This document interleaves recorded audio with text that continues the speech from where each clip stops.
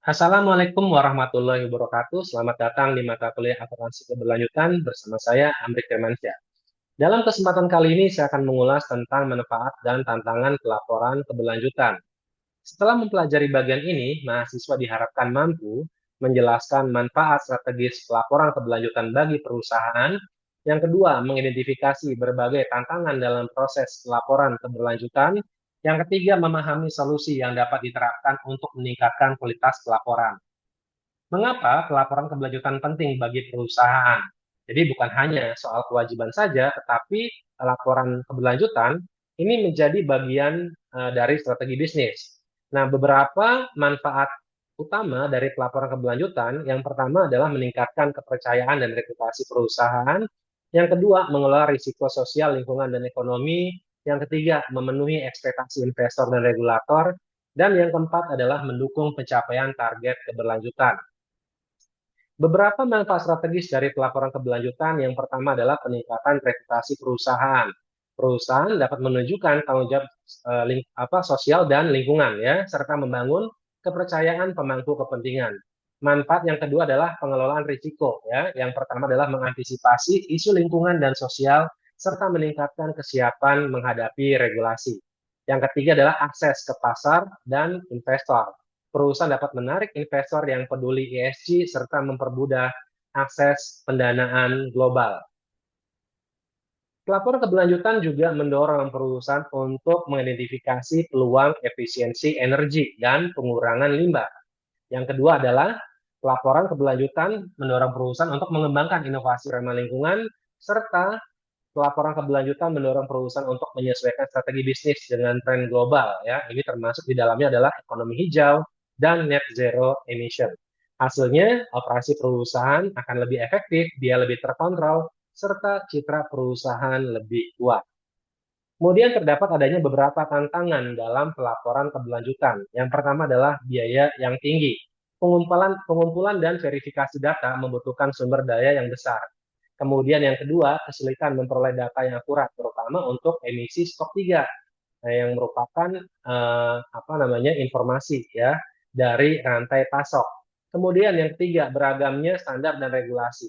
Perbedaan persyaratan antar negara dan antar standar ya, ini juga berbeda sehingga mengakibatkan adanya tantangan ya dalam pelaporan keberlanjutan. Yang keempat adalah kurangnya integrasi dengan strategi bisnis.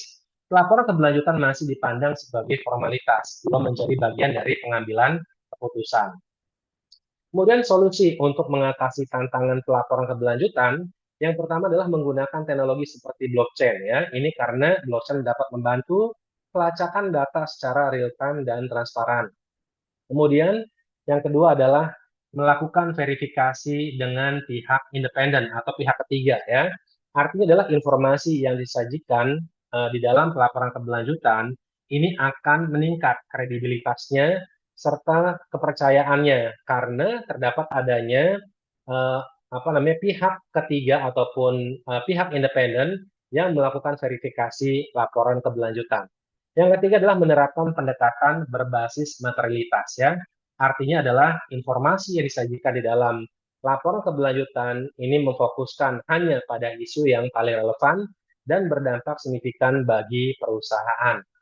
Nah, berkaitan dengan materialitas ya, yang memfokuskan pada isu yang paling penting ataupun yang paling relevan bagi perusahaan, tidak semua isu harus dilaporkan secara detail. Jadi perusahaan perlu memprioritaskan isu yang berdampak besar pada keberlanjutan bisnis, serta isu yang paling menjadi perhatian dari pemangku kepentingan, seperti investor, pelanggan, dan masyarakat. Nah, dengan prinsip materialitas, laporan keberlanjutan dapat disajikan lebih padat, fokus, dan lebih bermakna ya. Nah, kemudian berkaitan dengan kunci sukses dalam pelaporan keberlanjutan ya. Ada tiga ya. Yang pertama adalah pelaporan keberlanjutan memberi banyak manfaat karena pelaporan keberlanjutan bisa membangun kepercayaan, mengelola risiko, serta mendorong inovasi dan menarik investor. Kemudian yang kedua, tantangan dalam penerapan pelaporan keberlanjutan tetap ada. Tidak bisa dihindari seperti adanya biaya tinggi serta kesulitan pengumpulan data. Yang ketiga, solusi efektif meliputi penggunaan teknologi, verifikasi independen, dan penerapan prinsip materialitas. Artinya, kunci sukses pelaporan keberlanjutan ini berkaitan dengan kualitas data, relevansi informasi, dan komitmen perusahaan. Demikian saya sampaikan. Terima kasih atas perhatiannya. Saya akhiri. Assalamualaikum warahmatullahi wabarakatuh.